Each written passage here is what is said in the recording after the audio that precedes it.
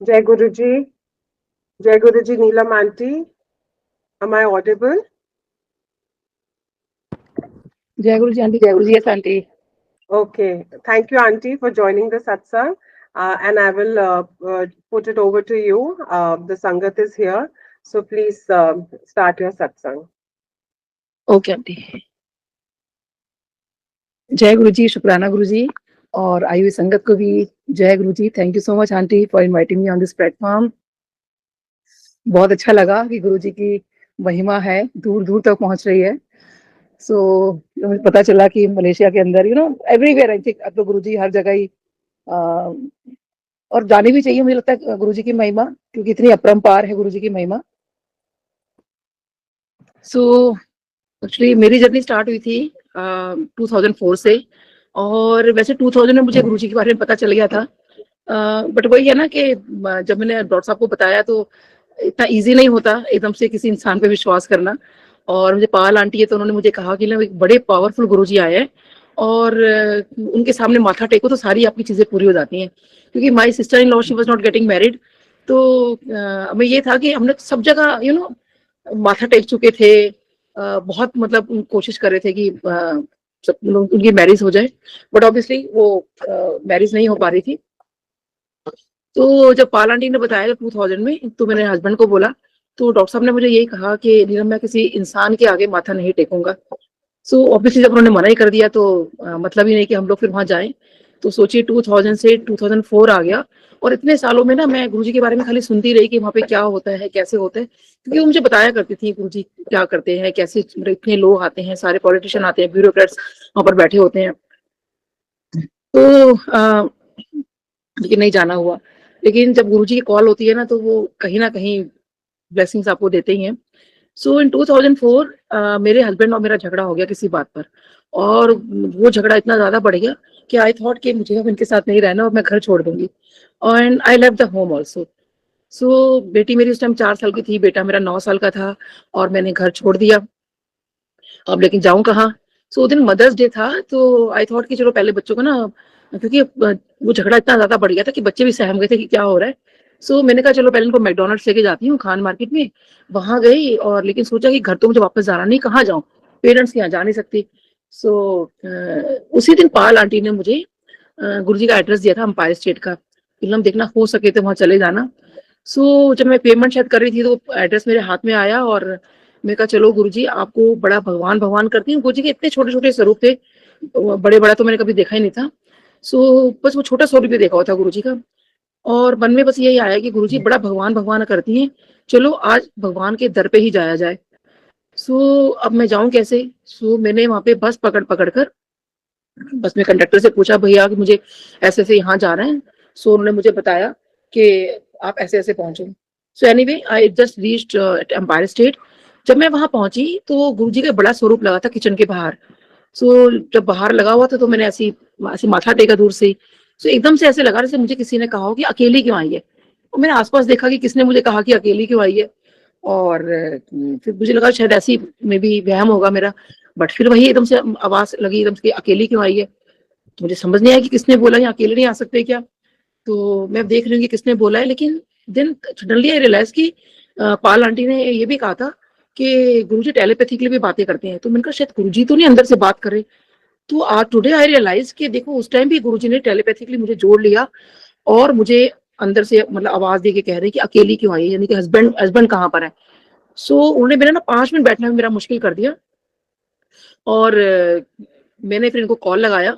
और तो husband obviously वो तो बहुत परेशान हो रहे थे कि आज मतलब रात हो गई है और मेरे बीवी बच्चे पता नहीं कहाँ चले गए।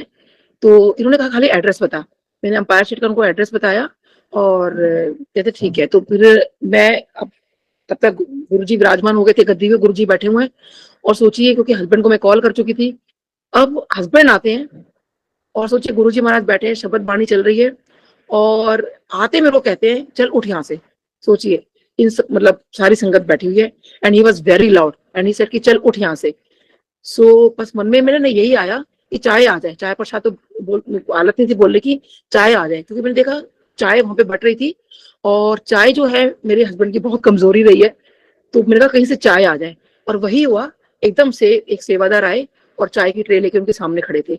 अब जैसे ही हस्बैंड ने चाय देखी तो वो चाय पीने बैठ गए। तो देखिए गुरुजी के लिए नहीं बैठे थे, वो बैठे चाय पीने के लिए, और चाय का ग्लास लेके वो वहां बैठ गए। अब वहां बैठे हैं तो वो गुरुजी को देखिए घूरे जा रहे हैं और गुरुजी इनको देखे जा रहे हैं, और नॉन स्टॉप उनको मैं मना मतलब कोहनी में मार रही हूँ कि आप ऐसे गुरुजी का ना देखो, क्योंकि इट्स वेरी ऑकवर्ड ना कि आप लगातार किसी को ऐसे स्टेयर करते रहो। बट मेरे हस्बैंड गुरुजी को लगातार स्टेयर करते रहे।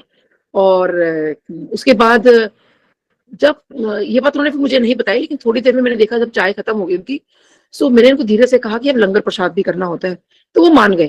तो आई वाज वेरी सरप्राइज कि जो बैठने को तैयार नहीं थे वो यहाँ बैठे, मतलब यू नो लाइक लंगर प्रसाद के लिए कैसे मान गए। बट समहाउ एनीवे मैं तो खुश हो गई। फिर हम लोगों ने लंगर प्रसाद किया। फिर मैंने कहा कि अब यहाँ से आज्ञा भी लेनी होती है, तो उन्होंने कहा नहीं आज्ञा लेके तुम आ जाओ, और वो बेटी को बाहर ले गए। मतलब मैं और मेरा बेटा गुरुजी के पास हम गए आज्ञा लेने के लिए। तो जैसे ही मैंने माथा टेका गुरुजी को, सो मैं बस यही उस दिन सोच रही थी कि आज मैंने गुरुजी से ये पूछना है कि गुरुजी मैं रीजन क्या था, मतलब मेरा झगड़ा क्यों हुआ, मेरी क्या गलती थी उसमें। लेकिन जैसे मैंने माथा टेका तो मैंने एकदम से कहा, गुरुजी कहते हैं होदे से नो की चाहेगा। मेरे को एकदम समझ नहीं आया कि गुरुजी ने एकदम से ऐसे बोला। मैंने कहा गुरुजी वो सिस्टर इन लॉ की शादी नहीं हो रही, आप शादी करा दो। क्योंकि मुझे ना फ्रैक्शन ऑफ सेकंड्स में ये लगा कि झगड़ा पगड़ा तो होता रहता है हस्बैंड वाइफ का, अगर शादी गुरुजी करवा रहे हैं तो क्योंकि हमारे लिए बिगेस्ट वही चीज हमारे लिए वो था कि भाई शादी हो जाए। फिर गुरुजी फिर ने पूछा मेरे से होर दस की चाहिए है, तो मैंने कहा नहीं गुरुजी बस आप शादी करा दो। मेरे ना बहुत सारी रिंग्स पहनी हुई थी, पंडितों ने हमें पहना रखी थी। तो गुरुजी ने मेरे को पहली चीज बोली ये सारी रिंग्स उतार दो। तो ऑब्वियसली फिर वो उस दिन मैंने रिंग्स उतारी आकर, और फिर दोबारा कभी नहीं पहनी। फिर गुरुजी ने मेरा नाम पूछा, की नाम तेरा? मैंने गुरुजी डॉक्टर नीलम। तो फिर गुरुजी कहते होर दस की चाहिए। तो मैं कहा नहीं गुरुजी बस, मतलब मुझे था कि बस सब गुरुजी को बता बोल तो दिए ही कि शादी करा दो बस, तो कोई नहीं। मैंने कहा नहीं गुरुजी और कुछ नहीं। तो होर दस की चाहिए। मैं कहा नहीं गुरुजी बस और कुछ नहीं, ऐसे हाथ जोड़े मैंने। तो फिर मेरा गुरुजी ने नाम पूछा, बच्चे कितने हैं, हस्बैंड कहाँ काम करते हैं, मैं कहाँ काम करती हूँ, मेरे कितने क्लिनिक्स हैं, ये सब गुरुजी जो है पूछ रहे थे। उसके बाद फिर बार बार ये पूछते होर दस की चाहिए। अब जो गुरुजी ने इतनी बार मेरे से पूछा कि होर दस की चाहिए, तो मुझे लगा कि मैं क्या मांगू गुरुजी से। तो बेटा पास में खड़ा था, तो मैंने कहा गुरुजी मेरा बेटा है, इसको ब्लेस कर दो, ये तो होर दस की चाहिए। तो गुरुजी ने जितनी बार मेरे से पूछा तो उतनी बार मैंने खाली ब्लेसिंग ही गुरुजी से मांगी, इसके अलावा कुछ नहीं मांगा। फिर गुरुजी ने पूछा कि मैं मतलब क्या करती हूँ, तो मैंने बताया गुरुजी मैं बीडीएस डॉक्टर हूँ, डेंटिस्ट हूँ। तो फिर गुरुजी कहते हैं बीडीएस की फुल फॉर्म आती है? तो मैंने कहा हाँ जी गुरुजी आती है। तो कहते की होती है? मैंने कहा बताया, मैंने कहा गुरुजी बैचलर ऑफ डेंटल सर्जरी। कहते एनी होती। तो देखिए मैं तो बहुत हैरान हो गई, मैंने कहा कि शायद मैं भूल तो नहीं गई अपनी मतलब बीडीएस की फुल फॉर्म। मैंने कहा गुरुजी यही होती है? कहते नहीं एनी होती। तो काफी देर और गुरुजी और मेरे बीच में ये चीज चलती रही कि ये होती है या नहीं होती। तो गुरुजी काफी देर बाद मुझे कहते हैं नहीं बीडीएस की फुल फॉर्म होती है 32 दंदाना सर्वनाश। मेरे को मतलब अच्छा नहीं लगा उस टाइम कि बीडीएस का मतलब 32 दंदाना सर्वनाश। तो मैंने कहा नहीं गुरुजी ये फुल फॉर्म नहीं होती इसकी। बट गुरुजी एडामेंट थे, वो कहने लगे नहीं यही होती है। उसके बाद ना गुरुजी मुझे जब भी देखते थे and always used to say कि 32 दंदाना सर्वनाश। एक बार गुरुजी अपने रूम में जा रहे थे और मेरे को देखा, पीछे मुड़े और एकदम से कहते 32 दंदाना सर्वनाश। मुझे अच्छा नहीं लगा उस दिन। मैंने कहा गुरुजी या तो मतलब 4 लोगों के बीच में कहते थे, आज सबके सामने कह दिया। खैर एनीवेज, तो उसके बाद अब नेक्स्ट वीक मैं गई। मैंने कुछ सोचा हुआ था। मैंने बस आई वाज जस्ट थिंकिंग कि गुरुजी मेरे को आज जरूर बोले 32 दंदाना सर्वनाश, हमेशा देख के मुझे बोलते थे। और जैसे ही मैंने माथा टेका, गुरुजी ने मुझे बोला 32 दंदाना सर्वनाश। मैं कहा नहीं गुरुजी इसकी फुल फॉर्म ये नहीं होती, इसकी फुल फॉर्म होती है 32 दांतों का सही इलाज। फिर ऑटोमेटिक निकला मैं कर सकूं इसका मुझे आप आशीर्वाद दीजिए। उसके बाद गुरुजी इतने खुश हुए, इतने खुश हुए। और उसके बाद मुझे फिर गुरुजी ने कभी नहीं बोला ये बात। उस टाइम नहीं पता था कि गुरुजी जितने बीडीएस डॉक्टर होते हैं या सबकी फुल फॉर्म बना रखी थी, क्योंकि जब पेंडेमिक टाइम में मैंने सुना तो जितने बीडीएस डॉक्टर गुरुजी सबको यही कहते थे 32 दंदाना सर्वनाश। और गुरुजी ने डिफरेंट ना फॉर्म बना रखी थी। जैसे आईएएस वालों को बोलते थे आई एम सॉरी, सीपीडब्ल्यूडी वालों को बोलते थे चिट्टी पैंट वाले डाकू। तो उनका ना अलग अलग वो था। डीएवी वालों को बोलते थे दुखी आशिकों का विद्यालय। लेकिन उस टाइम नहीं पता था। तो खैर एनीवे देखो, आज मैं सोचती हूँ कि गुरुजी का वो जो आशीर्वाद जो उन्होंने मुझे उस टाइम दिया, ऑब्वियसली इतने खुश हुए वो कि क्योंकि मेरे ना मन में ये आ गया था कि गुरुजी ने मेरे को ऐसे क्यों बोला। इतने सालों में वो कोई जवाब नहीं मिला, कुछ नहीं मिला, लेकिन मुझे बड़ा फील होता था गुरुजी ने मुझे कि मैं खराब डॉक्टर हूँ इसलिए बोल दिया क्या मेरे को, क्योंकि किसी और को बोला था तो पाल आंटी कहने लगी अरे वो खराब डॉक्टर है, उनके ब्रदर इन लॉ को बोला था, तो वो बात मैंने अपने ऊपर ले ली थी कि शायद मैं भी खराब डॉक्टर हूँ। तो लेकिन देखिए गुरुजी के ना तरीके होते हैं हमें ब्लेस करने के, कुछ करने के, तो शायद वो गुरुजी जानते हैं। और देखिए आज की डेट में अभी पिछले साल जुलाई के अंदर मुझे top women dentist in India का अवार्ड मिला है। मैं हमारे जो इंडियन डेंटल एसोसिएशन है उन्होंने मुझे मुंबई बुलाया और वहां मुझे ऑनर किया। और देखिए जब मैं वहां पे गई और मुझे भी नहीं पता था कि पूरे इंडिया में जितने डॉक्टर्स आए हैं, जितनी एनजीओज हैं, जितनी संस्थाएं हैं, सबने वहां पार्टिसिपेट किया था। जो एमबीबीएस डॉक्टर थे वो सारे भी थे, मतलब जितने ऑल ओवर डॉक्टर इंडिया के थे, and I was the winner. And और जब मुझे बुलाया गया स्टेज पे और सारे स्टैंडिंग ओवेशन हुई, it was an international conference. और जब उन्होंने ये कहा कि सब ज्यूरी जब इनका काम देख रही थी तो वो हैरान थी कि डॉक्टर ने किया अपनी लाइफ में, उनको इतना इम्पैक्ट पड़ा मेरे काम से। और वो सब काम कराने वाले गुरुजी हैं, क्योंकि उन्होंने जो भी पेंडेमिक टाइम में मेरे से काम कराए, और सब गुरुजी महाराज की कृपा है। तो जस्ट इमेजिन कि आज जो है I am the top women dentist in India from the Indian Dental Association. So ये गुरुजी की कृपा है, क्योंकि और मुझे भी नहीं पता था, एंड व्हेन दे सेड कि and she is the winner and I was the winner of that thing, so from सारे डॉक्टर्स के बीच में। सो अब मुझे ना ये चीज तब याद आती है कि एक बार गुरुजी को जब मैं माथा टेक रही थी एम्पायर स्टेट में, तो माथा जैसे ही मैंने टेका तो गुरुजी कहते मैंने तो ऐ नहीं समझ आता कि तुम सारे के सारे डॉक्टर अगर इतने आ जाओगे तो मरीजों का इलाज कौन करेगा। तो मुझे एकदम से लगा कि मतलब मैं गुरुजी ऐसे क्यों बोल रहे हैं। फिर मैंने कहा हाँ जी गुरुजी, कि जो मैंने सुना ठीक सुना। तो गुरुजी एकदम से कहते हैं मैंने तो ऐ नहीं समझ आता कि तुम सारे के सारे डॉक्टर्स अगर इतने आ जाओगे तो मरीजों का इलाज कौन करेगा। जब उन्होंने ऐसे इशारा किया ना तो आई जस्ट लुक्ड अराउंड, तो उस दिन बाई चांस एम्पायर में सारे के सारे डॉक्टर्स थे। तो गुरुजी का क्वेश्चन यही था कि अगर सारे डॉक्टर इस यहाँ पर आ जाएंगे तो मरीजों का इलाज कैसे होगा। सो ये मुझे पेंडेमिक टाइम में ये बात बड़ी हिट की कि मैंने कहा गुरुजी मतलब अब यहाँ बैठने का मतलब है कि हम पे पूजा पाठ में लग गए, है ना, पूजा पाठ के लिए गए, भगवान के पास गए। तो उस टाइम भी से पूजा पाठ स्टार्ट हो गई थी। तो मैंने कहा गुरुजी लेकिन अब मैं बैठे बैठे कर भी क्या सकती हूँ। तो वो गुरुजी ने मेरे को सोची डाली कि मैं ऑनलाइन तो लोगों को हेल्प कर सकती हूँ ना। सो फिर मैंने फेसबुक कम्युनिटी पे डाला, जो मैं जितना हेल्प कर सकती थी लोगों को, जितना गाइड कर सकती थी पेंडेमिक के बारे में। जैसे कार्डियक अरेस्ट बहुत हो रहे थे, मैंने सीपीआर का ट्रेनिंग बहुत दिया, लोगों को ब्रश कैसे करते हैं, जितना भी मैं अपना मैक्सिमम अपना दे सकती थी मैंने वो दिया। ये सब गुरुजी की कृपा थी जो उन्होंने मेरे दिमाग में सब चीज डाली। और आज की डेट में मैं सोचती हूँ कि वो समय कैसे बोल गई, मतलब इतना नॉलेज कैसे वो गुरुजी ने दे दिया। बट ऑल शुक्राना टू गुरुजी। सो ऐसे ही गुरुजी देखिए जाने जाने वो सब कुछ जानते हैं आपके बारे में, and he is the supreme of this universe. तो अब डे 1 पर आते हैं। तो हुआ क्या कि जब हम लोग लंगर करके, जब मैंने गुरुजी को कहा कि गुरुजी आप मेरे को ब्लेसिंग्स ही दो, तो जब हम घर गए तो मुझे वही लग रहा था कि आज इतना झगड़ा हुआ था हमारे बीच में और पता नहीं घर आगे क्या होने वाला है। सो लेकिन हस्बैंड मुझे कहते हैं कि नीलम मुझे ऐसा क्यों लग रहा है कि आज ना गुरुजी हमारे साथ घर आए हैं, मतलब कि हमें ये बात नहीं पता थी कि गुरुजी जब आपको लेकर आते हैं तो आपको घर भी छोड़ते हैं। तो मैंने कहा अच्छा। और डे 1 ही देखिए जब लाइन में लग के गुरुजी के पास जा रही थी, तो मुझे आज भी याद है कि गुलाब की फूल मतलब जो फ्रेग्रेंस थी बहुत तेज आई। तो आई थॉट कि मे बी अगरबत्ती वगैरह को जला रखी होंगी, लेकिन ऐसा वहां कुछ नहीं था। तो डॉक्टर साहब कहते हैं नीलम आज वहां पे क्या हुआ कि जब मैं वहां बैठा था और जब चाय मेरे सामने आई, तो वो चाय पीते पीते जैसे मैंने बताया ना तो गुरुजी को घूरे जा रहे थे वो। तो सो कहते हैं कि अचानक क्या हुआ कि कोई संगत बीच में आई। तो जब उसने माथा टेका तो ऑब्वियसली फिर डॉक्टर साहब का और का ध्यान हटा, गुरुजी का ध्यान तो खैर हट ही नहीं सकता। तो डॉक्टर साहब ने क्या किया, चाय पीते पीते थोड़ा आंख बंद करते ऐसे किया। कहते मैंने थोड़ा ऐसे आइज क्लोज की और मैं वहां पे क्या नजारा देखता हूँ कि कोई अंपायर स्टेट नहीं है, कोई संगत वहां नहीं बैठी हुई, और जो पूरा हमारा ब्रह्मांड है, पूरा यूनिवर्स, वो उनको वहां दिखाई दिया।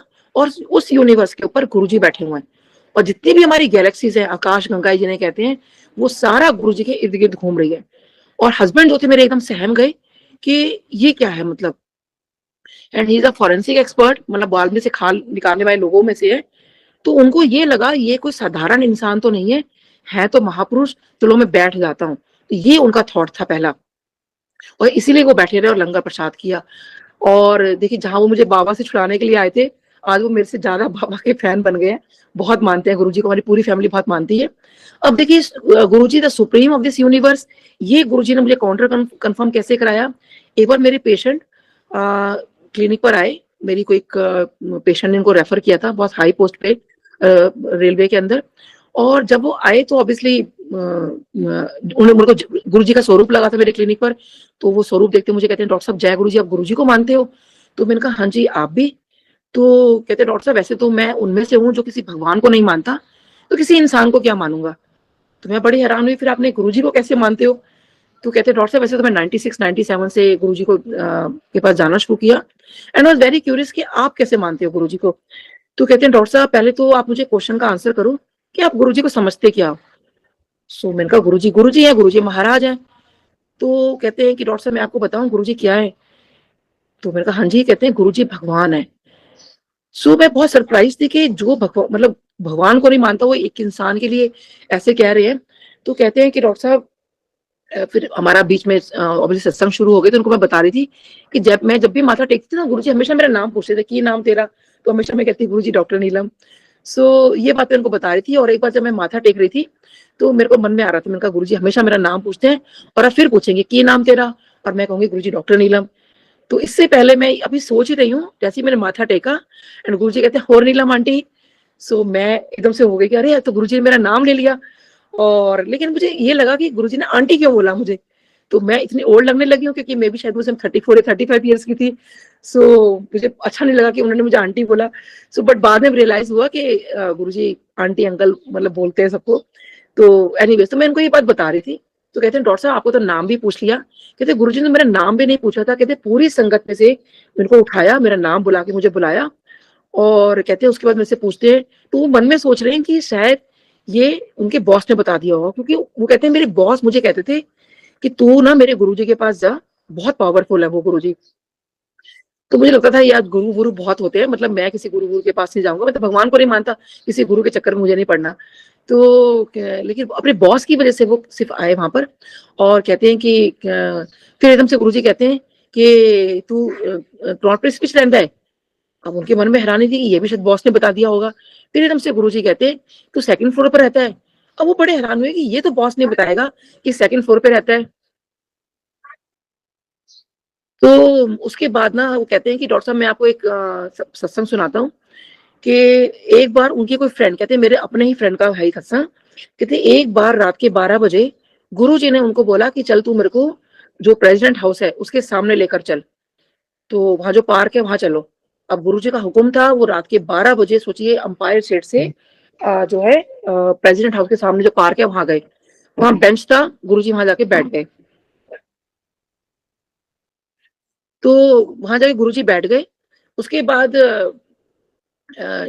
जब गुरुजी बैठे तो गुरुजी उनको कहते हैं चल तू मेरे सॉक्स उतार, वो अंकल को। तो वो अंकल ने उनके सॉक्स उतारे गुरुजी के। जब गुरुजी के सॉक्स उतारे तो गुरुजी कहते हैं अब तू मेरे चरणों के नीचे देख। जब उन्होंने चरणों के नीचे देखा वो अंकल ने, तो कहते हैं डॉक्टर साहब बिलीव मी कि गुरुजी ने उनको वो दर्शन कराए जो श्री कृष्ण जी ने अपने मुख में माँ यशोदा को कराए थे। यानी कि पूरा का पूरा जो ब्रह्मांड था गुरुजी के चरणों में था। और वो एकदम हक्के बक्के रह गए, ऑब्वियसली एकदम रात को, सोचिए आधी रात को वो गुरुजी के चरणों के नीचे ब्रह्मांड देख रहे हैं। तो एकदम से उनको फिर मैंने कहा अरे ये तो डे वन मेरे हस्बैंड को भी उन्होंने वहां दिखा दिया था कि ब्रह्मांड के ऊपर गुरुजी बैठे हुए हैं और विराजमान है। और तो कहते हैं डॉक्टर साहब आप तभी भी नहीं समझे कि गुरुजी जो है he is the supreme of this universe. और उसके बाद वो जो अंकल थे जब वो ब्रह्मांड देख रहे हैं गुरुजी के चरणों में, तो कहते हैं कि एकदम से उनको फिर गुरुजी कहते हैं अब तू इत्थों जा, पीछे मुड़ के ना देखी। अब देखिए गुरुजी का हुक्म था, अब वो सोच रहे हैं कि मैं गुरुजी को लेकर आया हूँ, गुरुजी वापस कैसे जाएंगे? फिर एकदम से गुरुजी कहते हैं मैं तेनों बोले ना पीछे मुड़ के ना देखी, इत्थों जा।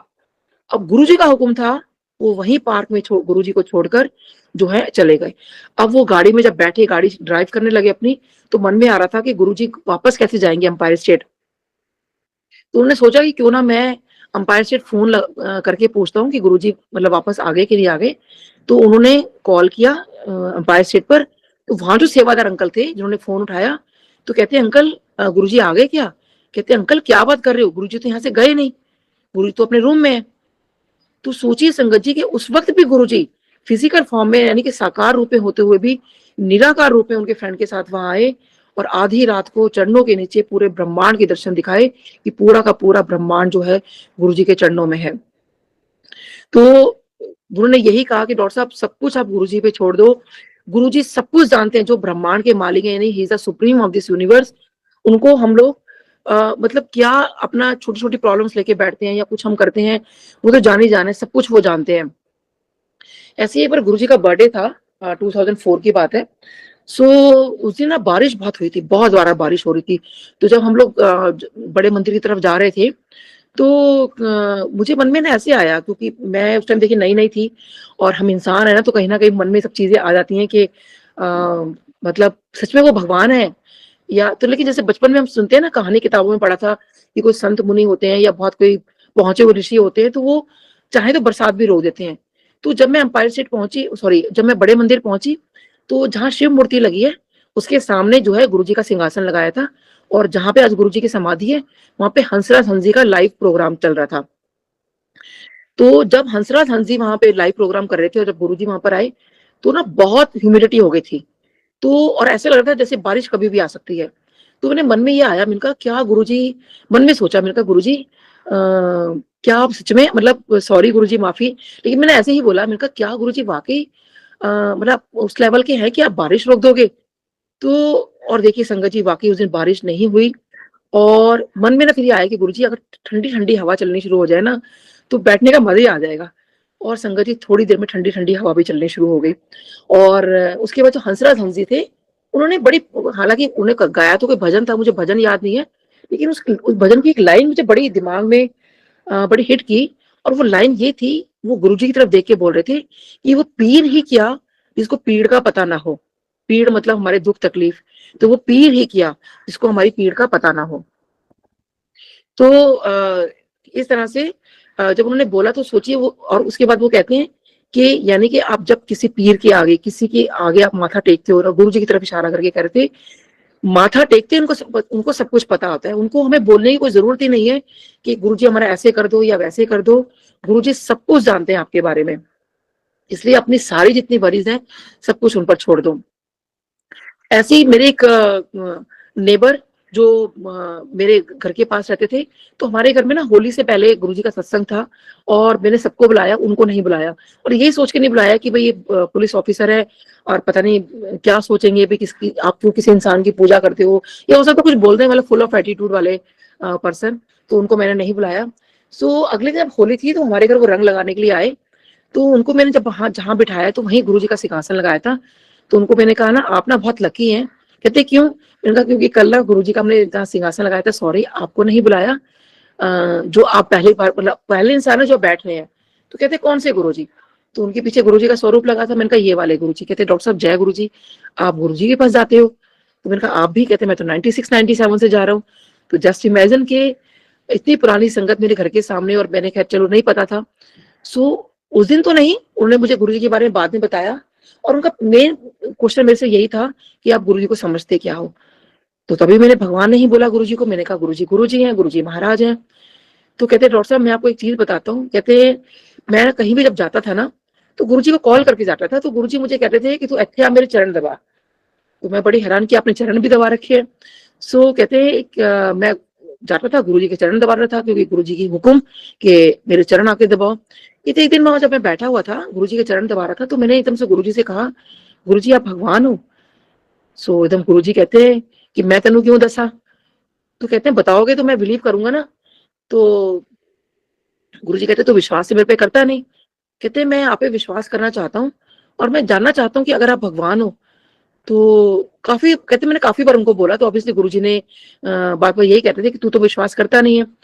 तो कहते हैं एक दिन मेरे से गुरुजी ने पूछा तू की जानता है?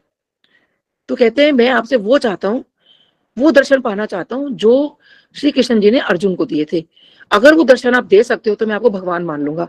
सो मैं तो बहुत सरप्राइज थी कि ऐसे कैसे आप गुरुजी को आप बोल दिया आपने, क्या भगवान हो? कहते डॉक्टर साहब मुझे फेथ नहीं हो रहा था, और मुझे बस ये था कि मैं उस रूप में उनको देखना चाहता था। और फिर मेरे को मन में आया कि क्या फिर गुरुजी को आपने उस रूप में देखा? तो वो दर्शन दिए गुरुजी ने। तो वो कहते हैं कि डॉक्टर साहब, नहीं वो ना बहुत देर तक ना ऊपर आसमान की तरफ देखने लगे, और बहुत देर तक देखते रहे। और एकदम से फिर कहते हैं कि डॉक्टर साहब मैं उनका वर्णन नहीं कर सकता, मैं आपको इतना ही कह सकता हूँ कि गुरुजी भगवान है। आप अपना सब कुछ जो है उनके ऊपर छोड़ दो, उनको वो जाने ही जाने, सब कुछ जानते हैं आपके बारे में, और वो मैं इतना ही कह सकता हूँ, गुरुजी भगवान है।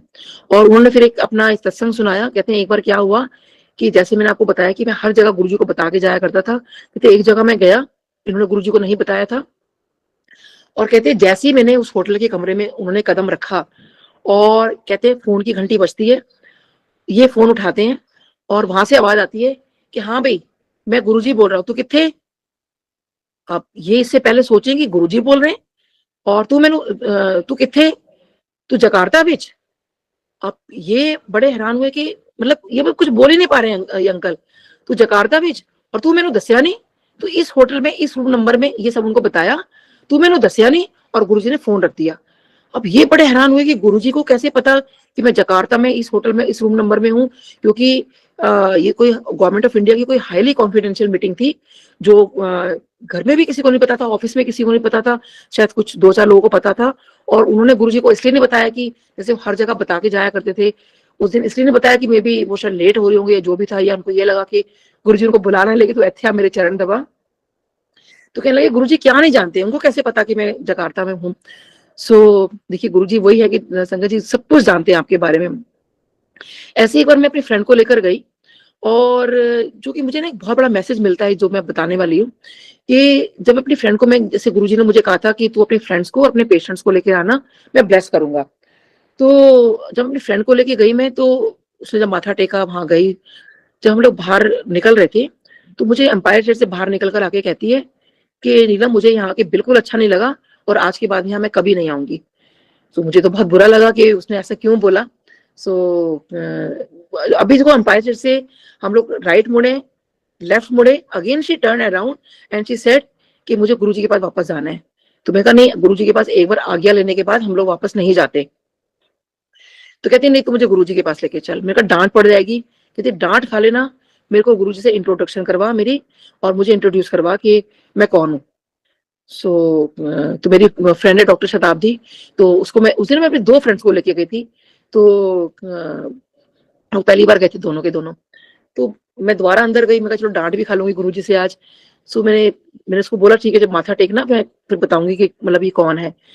उसने जैसे ही माथा टेका, and I was just about to say कि उसको इंट्रोड्यूस कराने के लिए कि गुरुजी ये, ऐसे भी पूरा मैंने बोल भी नहीं पाई थी, गुरुजी एकदम से मेरे को कहते हैं देखकर, चल जा बढ़िया है डॉक्टर ने की वकील। सो मैं तो बहुत हैरान थी कि गुरुजी को कैसे पता कि जो माथा टेक रही है वो डॉक्टर नहीं है, क्योंकि उधर एक नॉन मेडिको थी और एक मेडिको थी मेरी फ्रेंड। तो इस गुरुजी को कैसे पता कि ये डॉक्टर नहीं फ्रेंड है मेरी। तो जो उनका मैसेज है गुरुजी का, जो उस दिन उन्होंने मुझे दिया, जो बाद में मुझे रियलाइज हुआ कि चल जा बढ़िया है डॉक्टर ने की वकील। यानी कि अगर हम किसी को गुरुजी से कनेक्ट करते हैं और वो गुरुजी के चरण शरण में आ गया, तो मैं कोई नहीं होती वकालत करने के लिए, मैं कोई वकील नहीं बनी हुई जो वकालत करने के लिए वहां खड़ी हूँ। तो गुरुजी ने मुझे पहले ही कर दिया कि चल जा बढ़िया है डॉक्टर ने की वकील। सो ये मुझे बहुत मैसेज मिलता है कि हम किसी को जोड़ते हैं तो वो जाने, फिर गुरुजी का कनेक्शन जाने, हम सिर्फ गुरुजी से कनेक्ट करवा सकते हैं। फिर ऐसे ही उनके हस्बैंड को ये बहुत बहुत लगता था कि ना गुरुजी के आसपास ना लाइट्स लगा रखी हैं, तो शायद दिखाने के लिए। बट गुरुजी के ऑब्वियसली कोई लाइट नहीं लगी थी। इतना गुरुजी लाइट इतना ग्लो करते थे, इतना ग्लो करते थे, ऐसा लगता था जैसे गुरुजी से। सो ऐसे ही मेरे को बैक एक की प्रॉब्लम हुई, और मेरे को ना डांस करने का बहुत शौक रहा था। सो मैंने कथक भी ज्वाइन किया। मेरे का चलो अब तो सारे काम हो गए, शादी हो गई, सब पढ़ाइयाँ भी पूरी हो गई, तो डांस मैं ज्वाइन करती हूँ। बट सडनली ना मेरे को बैक एक स्टार्ट हो गई। डॉक्टर को दिखाया, तो डॉक्टर से मेरा पहला क्वेश्चन था कि डॉक्टर साहब, मैं डांस तो कर पाऊंगी ना। वो हंस पड़े मेरे ऊपर, कहते हैं डांस कर पाओगे, कहते डांस तो जिंदगी भर के लिए भूल जाओ, जिंदगी भर चल पाओ यही गनीमत है। तो सोचिए कि इतने यंग टाइम के अंदर अगर ये सिचुएशन मेरी आ गई थी कि मेरा चलना भी मुश्किल हो गया था, तो मेरे का डॉक्टर साहब फिर मैं अपना काम कैसे करूंगी, क्योंकि ना इतने डेंटिस्ट के मतलब बीइंग अ डेंटिस्ट बहुत लंबी लंबी हमारी स्टैंडिंग होती है। सो कहते हैं कि आप एक काम करो, अपने क्लिनिक पर बेड लगा लो, जब खाली पेशेंट देखने के लिए आप उठो, पेशेंट हो जाए तो सीधा ताके लेट जाओ, आपने ज्यादा बैठना नहीं है।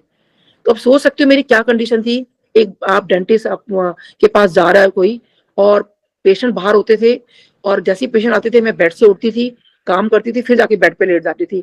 और कितना मुश्किल था मेरे लिए, क्योंकि जब हम एक बार बेड पर लेटते हैं तो एक रेस्टिंग फेस में आते हैं, उठना बहुत मुश्किल हो जाता है, और कोई पेशेंट कभी भी आ सकता था। तो ये मेरे लिए बड़ा मुश्किल मेरी लाइफ में मेरा ये पार्ट रहा। मैं गुरुजी के पास बेल्ट लगा के जाती थी, लेकिन मैंने गुरुजी को कभी नहीं कहा कि गुरुजी मेरा बैक एक ठीक करो। तो मुझे लगा गुरुजी को क्या बोलूँ ना, मेरा बैक एक ठीक करो। सो ना ही गुरुजी ने मुझे कुछ कहा कि क्या हो गया या क्या है। वैसे गुरुजी इतनी बात कर लेते थे मेरे से, लेकिन कभी उसके बाद एक दिन 2005 की बात है, जब नया साल आने वाला था। देखिए इस बात को 20 साल हो गए हैं। सो हमारे ये 26 चल रहा है, तो 2006 आने वाला है। रात की जैसे ही 12 बजे और जो है गुरुजी ने आज्ञा दी और म्यूजिक स्टार्ट हो गया। और गुरुजी ने आज्ञा दी कि सब डांस करो, क्योंकि बड़े फंक्शन पे गुरुजी हमेशा डांस करवाते थे। तो मैं, जो बड़ा मंदिर है उसका जो राइट हैंड साइड पे जो विंडो है, मैं वहां खड़ी हुई थी और सिर्फ धीरे धीरे ऐसे क्लैप कर रही थी कि डांस तो कर नहीं सकती। तो डॉक्टर ने ये भी कहा था कि आपको धक्का भी नहीं लगना चाहिए। तो मेरे को डर था कि कहीं ना कहीं मेरे को धक्का ना मार दे, क्योंकि बहुत भीड़ था, पूरा हॉल भरा हुआ था। सो सिर्फ मैं दूर खड़े होकर क्लैप कर रही थी और सिर्फ ऐसे ऐसे डांस कर रही थी बस। सो मैं गुरुजी को देखे जा रही थी कि मैं तो डांस भी नहीं कर सकती, मैंने कहा चलो कोई बात नहीं।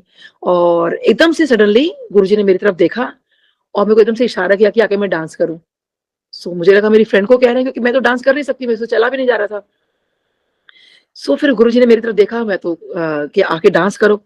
सो मैंने कहा गुरुजी से, इशारे से मैंने पूछा गुरुजी मैं, तो गुरुजी ने फिर कहा इशारा कि आके आके डांस करो। अब मेरे तो इतना बैकएक था, मैं कैसे जाऊं। फिर मैंने कहा गुरुजी मैं। सो मेरा विश्वास नहीं होता, गुरुजी मुझे कह रहे हैं। तो गुरुजी ने ऐसे ऐसे माथे पे ऐसे किया कि आके डांस करो। फिर मुझे लगा कि पता नहीं किसको बोल रहे हैं। फिर गुरुजी ने मुझे ऐसे माथे बड़ा कस के जब मेरे को ऐसे बोला आके डांस करो। और संगत जी, मैं और मेरा बेटा हम भागते हुए गए गुरुजी के सामने। मैंने इतना डांस किया, इतना डांस किया। तो देखिए वो दिन है और आज का दिन है। मेरी अपने थोड़ी वेट की वजह से कभी थोड़ा प्रॉब्लम हो तो अलग है, लेकिन जो डॉक्टर्स ने कहा था कि कभी डांस नहीं कर पाओगे, इतना डांस गुरुजी ने करवाया, इतना डांस किया मैंने कि उसके बाद देखिए मैंने जुम्बा भी ज्वाइन किया, सोलो परफॉर्मेंस भी दी मैंने, ग्रुप परफॉर्मेंस भी दी। और मेरा कमर का दर्द कहाँ चला गया मुझे नहीं पता। तो एक सिंपल डांस करवा के ऐसे ही गुरुजी ने मेरे को, कहते ना, आपका लंगर खिला के मेरे को ब्लेसिंग्स दी। एक बार बेटे का जन्मदिन था, तो बेटे और बेटी का मैंने इकट्ठा बर्थडे सेलिब्रेट किया था, क्योंकि उस टाइम हाफ ईयरली चल रहे होते हैं इंडिया में। तो रात को जब मैं सेलिब्रेट कर रही थी, तो पाल आंटी का मेरे को फोन आता है। तो मासी जी मुझे कहते हैं कि नीलम तू तो एम्पायर स्टेट में होगी ना आज गुरुजी के पास में। तो मैंने सोचा तेरे को अभी विश करती हूँ बच्चों के लिए, ताकि एम्पायर स्टेट की वाइब्रेशन मेरे पास भी आ जाए। तो मैंने कहा नहीं, मैं तो मासी जी एम्पायर स्टेट नहीं हूँ, मैं तो घर पे सेलिब्रेट कर रही हूँ। तो उन्होंने मुझे डांट लगाई कि तू घर पे क्या कर रही है, तू गुरुजी के पास क्यों नहीं गई। सो मुझे लगा कि अरे वाकई, मतलब मुझे तो गुरुजी के पास जाना चाहिए था। सो मैंने सबको, सारे रिलेटिव्स को कहा, सबको फ्रेंड्स को कहा, आप सब जाओ अपने अपने घर, पैकअप, हम गुरुजी के पास जा रहे हैं। तो जैसे ही अभी हमने सोचा हम जा रहे हैं, तभी बारिश शुरू हो गई। बहुत तेज बारिश थी, बहुत तेज, मतलब इतनी तेज थी कि घुटनों घुटनों पानी भर गया था। खैर हम लोग निकले। फिर हमारी फैमिली भीग रही थी मोटर बाइक पे, हम लोग उनको घर छोड़ा। कहने का मतलब है कि हम, मतलब बहुत देर से पहुंचे, आई थिंक 11:45 के करीब, बहुत लेट हो गए थे, आधी रात समझ लो ऑलमोस्ट हो गई थी। तो गुरुजी के यहाँ पहुंचे, तो वहाँ सेवादार आंटी खड़ी थी। तो आंटी कहती है कि आंटी आपका ये आने का टाइम है। तो मैंने कहा आंटी सॉरी, एक्चुअली बच्चों का जन्मदिन है, थोड़ा लेट हो गए। और बस गुरुजी के हमें दर्शन करने हैं, क्योंकि अपने घर से खा पी के गए थे कि यहाँ से पूरा खाना वाना खा के चलो, क्योंकि वहां तो लंगर भी नहीं हमें मिलेगा, ना ही हमें किसी सेवादार को तंग करना है कि हमें लंगर खाना है।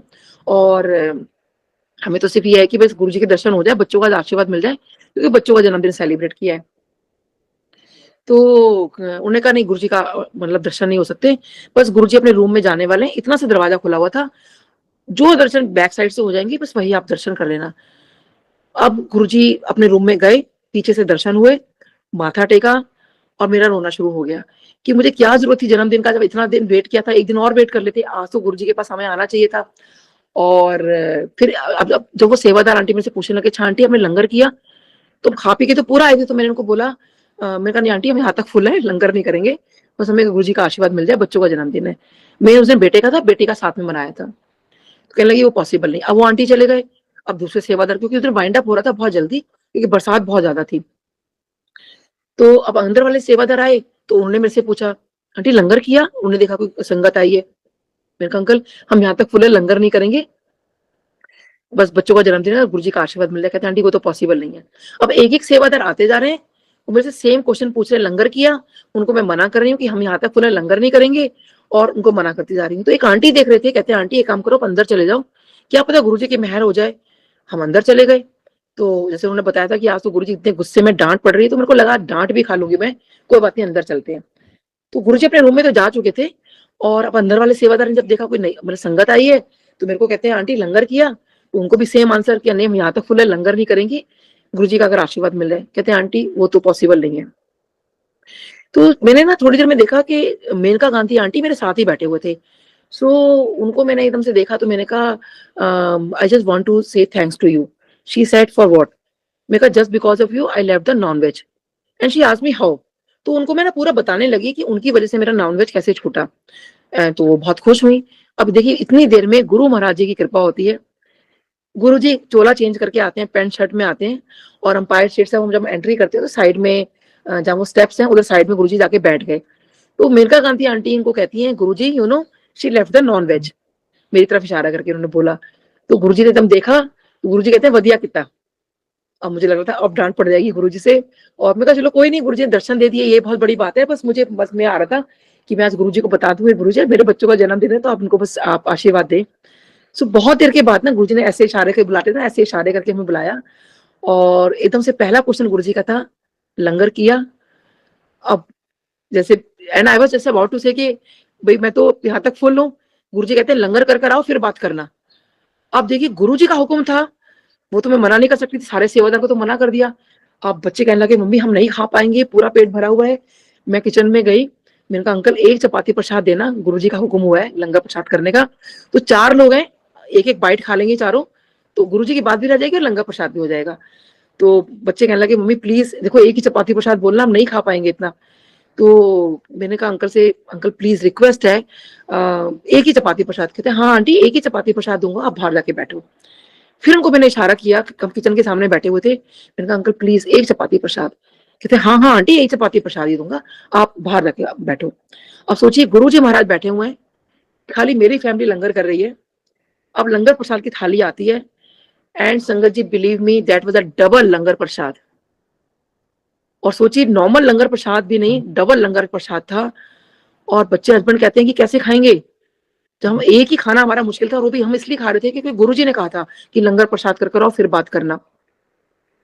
अब मैंने गुरुजी की तरफ देखा और गुरुजी मुस्कुरा रहे थे, और मेरे को तो समझ नहीं आया क्योंकि आरती इतनी हिम्मत नहीं हो सकती थी कि ये बोलने की ज्यादा ज्यादा क्यों देती, क्योंकि लंगर प्रसाद में जो प्रसाद आपका आ गया दैट इज योर्स। तभी कहा जाता है कि लंगर प्रसाद जो है आप पूरा ग्रहण करिए। अब आज की डेट में क्या होता है कि लोग लंगर प्रसाद छोड़ देते हैं। क्या इसका मतलब आप ये मान रहे हो कि गुरुजी साक्षात नहीं बैठे? उस दिन साक्षात मेरे सामने बैठे थे, इसलिए मैंने डबल खाया। लेकिन आज अगर डबल आ गया तो मैं नहीं खाऊंगी क्या? इसका मतलब मैं नहीं मान रही ना गुरुजी नहीं बैठे। तो हम मान के चलें कि जब सत्संग होता है गुरुजी महाराज वहां विराजमान है, पूरा लंगर प्रसाद अपना ग्रहण करें, ना छोड़े। और हमने कितना सत्संग सुने भी हैं कि किसी आंटी ने छोड़ दिया तो उसका कोई ना कोई प्रॉब्लम रह गया। तो अब देखिए उस दिन उस रात को क्या हुआ, जब डबल डबल लंगर प्रसाद आया, मैं गुरुजी को देखे जा रही हूँ, गुरुजी मुस्कुरा रहे हैं और हम धीरे धीरे लंगर प्रसाद कर रहे हैं। और संगत जी जब तक हम लोगों ने लंगर प्रसाद ग्रहण नहीं कर लिया तब तक गुरुजी महाराज वहां बैठे रहे। और उसके बाद सोचे 4 गिलास पूरा भर के चाय प्रसाद भी आ गई। हमें नहीं पता वो लंगर प्रसाद हमने कैसे ग्रहण किया, वो गुरु महाराज जी की कृपा है कि पूरा का पूरा लंगर प्रसाद हम लोगों ने लिया। और उसके बाद जब लंगर प्रसाद हो गया तो बहुत देर के बाद फिर गुरुजी ने हमें बुलाया। फिर ये उसी दिन की बात है जब गुरुजी मैं मन में सोच रही थी कि गुरुजी अब मेरा नाम पूछेंगे। उस दिन फिर गुरुजी ने कहा था कि हो डॉक्टर नीलम आंटी। सो फिर गुरुजी ने वही पूछा कि हस्बैंड कहाँ काम करते हैं, और फिर वही सब बातें दोबारा हमेशा गुरुजी जरूर पूछते थे कहाँ काम करते हो, कितने क्लिनिक है, बच्चे कितने हैं। तो फिर मैंने बताया कि हस्बैंड सफदरजंग हॉस्पिटल में है। तो एकदम से गुरुजी कहते हैं डॉक्टर तू मेरा एक काम करा देगा। तो ऑब्वियसली फिर गुरुजी कह रहे हैं मेरा एक काम करा देगा। तो मैंने कहा हाँ जी गुरुजी। तो कहते हैं कि लाओ अपना नाम और मोबाइल नंबर दो। तो फटाफट एक पेन और पेपर आया, गुरुजी ने अपने हाथों से बोला हाँ जी। तो मैंने कहा गुरुजी डॉक्टर नीलम। गुरुजी ने अपने हाथों से मेरा नाम लिखा डॉक्टर नीलम और मेरा मोबाइल नंबर लिखा। सो कहते हैं हाँ फोन आ जाएगा, ये काम करा देना। तो मैंने एकदम से कहा हाँ जी गुरुजी आपका काम हो जाएगा। तो वो एक हम खुद मतलब कहते हैं ना कि एक बेवकूफी है ना कि मैं कौन होती हूँ गुरुजी का काम कराने वाली। एकदम से गुरुजी ने मेरी तरफ देखा, कहते काम हो जाएगा, काम तो कद का हो गया। अब मैं एकदम से वो हो गई क्योंकि जब काम हो गया तो गुरुजी नाम और मोबाइल नंबर क्यों ले रहे हैं मेरा। सो खैर नहीं मेरी हिम्मत नहीं हुई गुरुजी से कुछ पूछने की। तो उन्होंने वो छोटू भैया हैं उनको बुलाया कि डॉक्टर साहब को कॉल कर लेना। तो वो काम ये था कि वो छोटू भैया, उनकी वाइफ की डिलीवरी होनी थी सफदरजंग हॉस्पिटल में। तो जब बाद में उनको हमने कॉल लगाया कि भाई आपने तो भैया हमें फोन ही नहीं किया, कहते आंटी उस दिन बेबी तो सुबह ही हो गया था, उनको भी नहीं पता था। तो बाद में आई रियलाइज कि जब काम हो गया था मॉर्निंग में, यानी बेबी हो चुका था, तो गुरुजी ने मेरा नाम और मोबाइल नंबर क्यों लिया था फिर। तो सोचिए ये मेरे को गुरुजी ने जवाब दिया 2010 में। तो अब पहले उस रात पर आते हैं। अब जब हम लोग जब गुरुजी ने नाम और मोबाइल नंबर लिख लिया और फिर जब हम जाने लगे, सो मैंने कहा गुरुजी आज बच्चों का जन्मदिन है, आज बेटे का जन्मदिन है। तो कहते हैं अरे फिर तो कल्याण हो गया। तो मैंने कहा अरे गुरुजी तो बस इतना ही कह रहे हैं, नहीं पता था कि गुरुजी जब कल्याण वर्ड बोलते हैं तो कितना कल्याण है उसके अंदर। तो फिर मन में मैंने कहा गुरुजी आज बेटे का जन्मदिन है, क्योंकि मेरे मन में था कि शायद गुरुजी कुछ और बोले, इसको कुछ और आशीर्वाद दे। सो गुरुजी कहते हैं अरे फिर तो कल्याण हो गया। फिर एकदम से गुरुजी उठे और एकदम से कहते हैं तू अपनी सहेलियों और अपने पेशेंट्स को लेकर आना, मैं ब्लेस करूंगा। फिर एकदम से मुझे कहते हैं कि अब तो फोन देखी जा आंटी, तेरे नाल की होंदा है।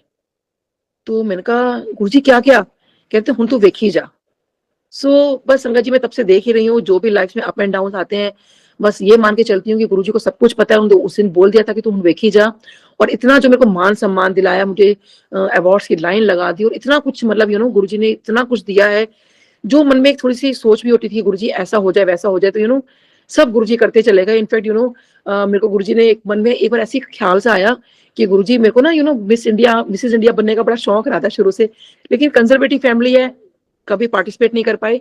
तो पेंडेमिक टाइम में ना मेरे मन में ऐसा आया, मैंने कहा गुरुजी अगर मिसेस इंडिया भी अगर ऑनलाइन हो जाए तो खिताब मिल जाएगा मेरे को, और एक क्राउन मिल जाएगा मेरे को। एंड संगत जी बिलीव में 4 दिन में मेरे पास कहीं से कॉल आता है कि आप पार्टिसिपेट करोगे ऑनलाइन।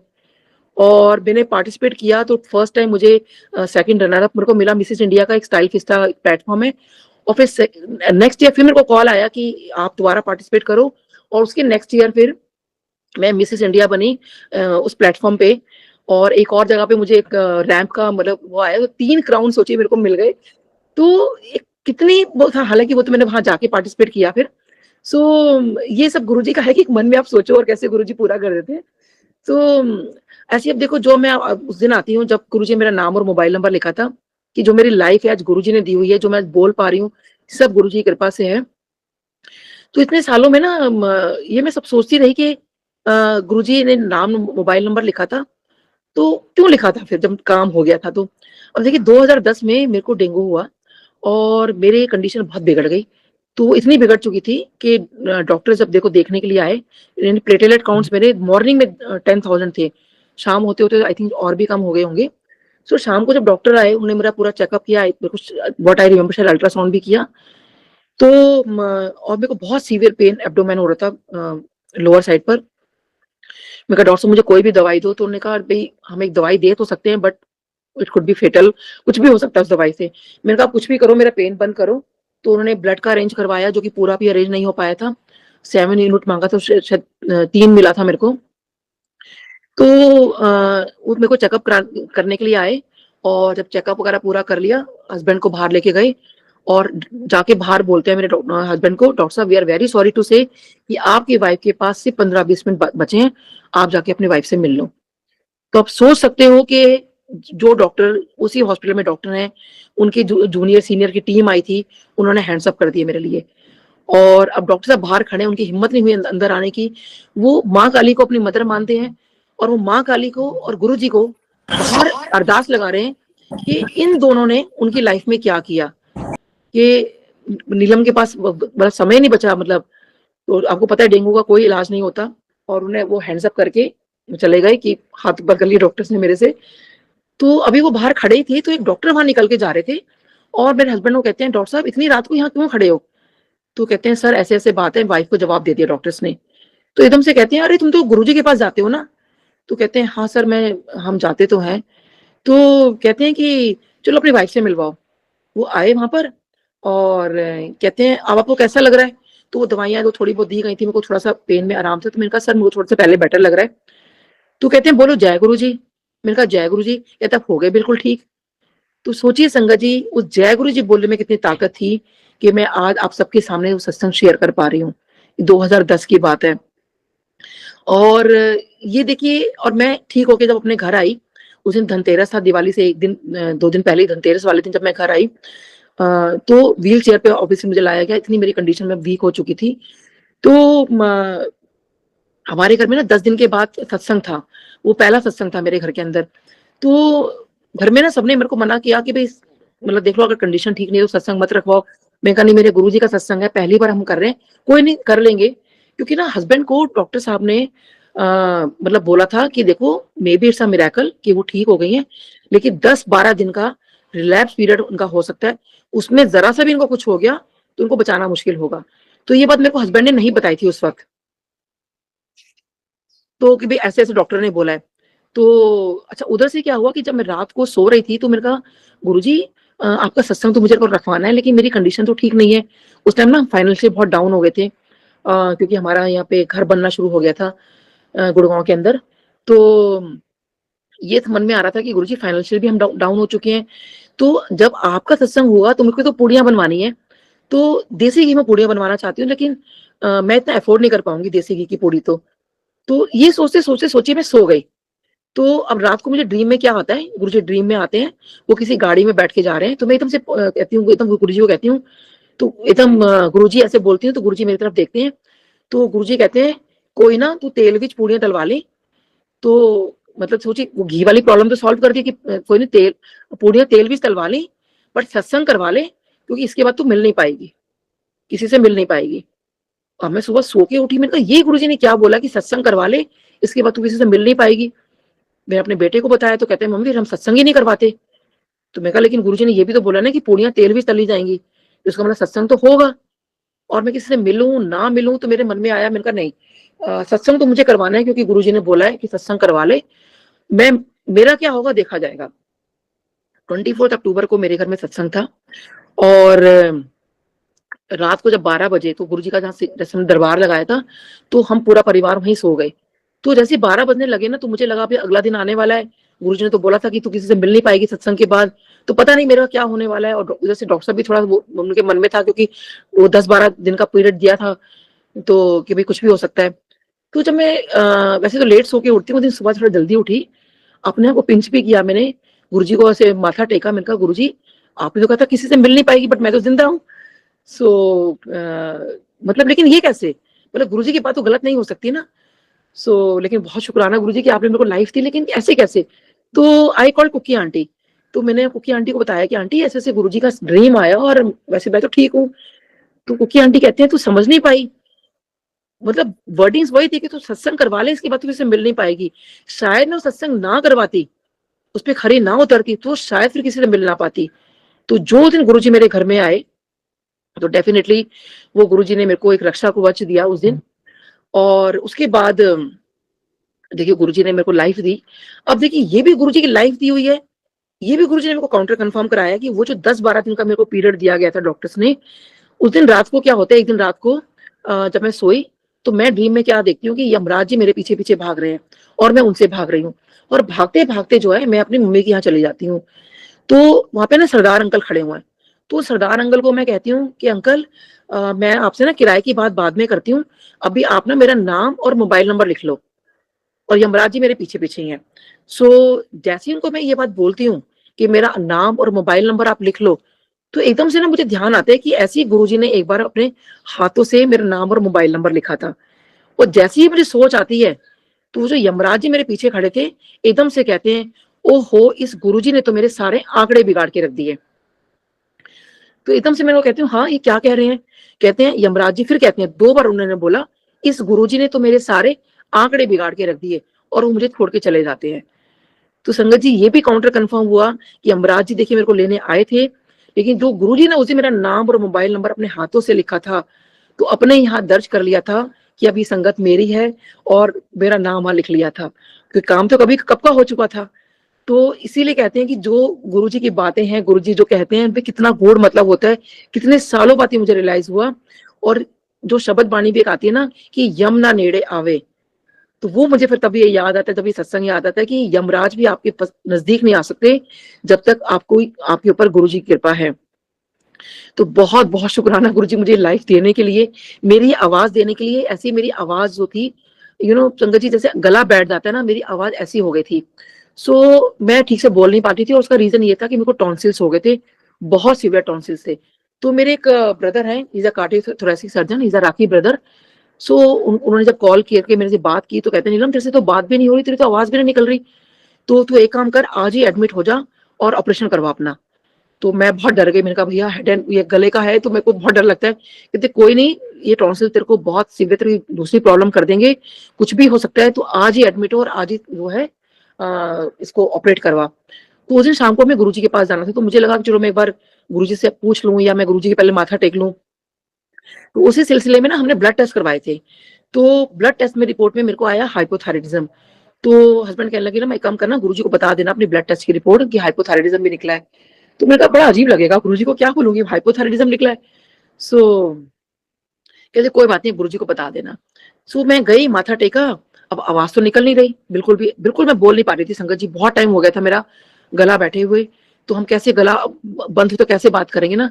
तो मैंने माथा टेका, तो मैंने गुरुजी से बोला गुरुजी हाइपोथायराइडिज्म हो गया, आवाज निकल नहीं रही। तो गुरुजी कहते हैं कि, अब मेरे को वही था कि गुरुजी को तो कुछ सुनाई नहीं दे रहा। सो मैंने थोड़ा जोर से ऊंची बोला, मैंने गुरुजी हाइपोथायराइडिज्म हो गया है। गुरुजी कहते कि, मैंने बड़ी जोर से कहा गुरुजी हाइपोथायराइडिज्म हो गया है। फिर गुरुजी ने बड़ी जोर से बोला कि, जितनी जोर से गुरुजी ने बोला कि उतनी जोर से मैंने कहा गुरुजी हाइपोथायराइडिज्म हो गया है। सो अभी तो मैं थोड़ा स्लो बोल रही हूँ, उस टाइम मैंने बड़ी जोर से बोला। तो गुरुजी कहते हैं चल जा। तो मुझे समझ नहीं आया कि गुरुजी ने कुछ बोला ही नहीं, कुछ इतना पूछा मेरे से। तो मैं वहां पे एक अंकल खड़े थे, सेवादार अंकल, तो उनसे मैंने पूछा, मैंने कहा अंकल गुरुजी ने मुझे कुछ जवाब ही नहीं दिया। मैंने कहते हैं क्या बोले गुरुजी? कहते हैं, मैंने कहा गुरुजी को मैंने अपनी प्रॉब्लम बताई, तो गुरुजी कहते हैं चल जा। तो कहते हैं आंटी बीमारी जा। And sangat ji I realised कि मैं तो बोल पा रही हूँ, मेरी जो मैं इतनी जो मैं बात नहीं कर पाती थी, मेरी तो आवाज आ गई। और संगत जी वो दिन है और आज का दिन है, मैंने कोई ऑपरेशन नहीं कराया अपने टॉन्सिल्स का, और गुरुजी ने मेरी आवाज वापस कर दी। वो कभी गला खराब हो तो अलग बात हो जाती है कि मतलब गला बैठ जाता है, दैट इज डिफरेंट थिंग। लेकिन जो हमसे कहा गया था कि ऑपरेशन करवा लो, मैंने कोई ऑपरेशन नहीं करवाया। और जब मैंने टेस्ट करवाया तो मेरे को कोई हाइपोथायराइडिज्म भी नहीं था। सो देखिए गुरुजी के तरीके होते हैं हमें ठीक करने के, हमें ब्लेस करने के। ऐसे मेरे को मेरे घर में हमें गुरुजी ने सबको लाइफ दी है, सबको बहुत बहुत ब्लेस किया है। और आई थिंक आंटी सत्संग तो बहुत है, और maybe I think time भी काफी हो गया, मे बी फिर next time I will share. So कि टाइम की भी लिमिटेशंस होती हैं। सो बहुत बहुत शुक्राना आंटी। जय गुरु जी ने ना मुझे वहमों से बहुत दूर किया। एक बार क्या था कि जब नवरात्रे आते हैं ना, तो मन में ये बहुत वहम आता है कि क्या हम प्याज खाएं या ना खाएं, है ना। सो उस दिन नवरात्रे चल रहे थे और मैंने सोचा कि आज मैं गुरुजी से पूछूंगी, गुरुजी मैं प्याज खा लिया करूं नवरात्रों के अंदर।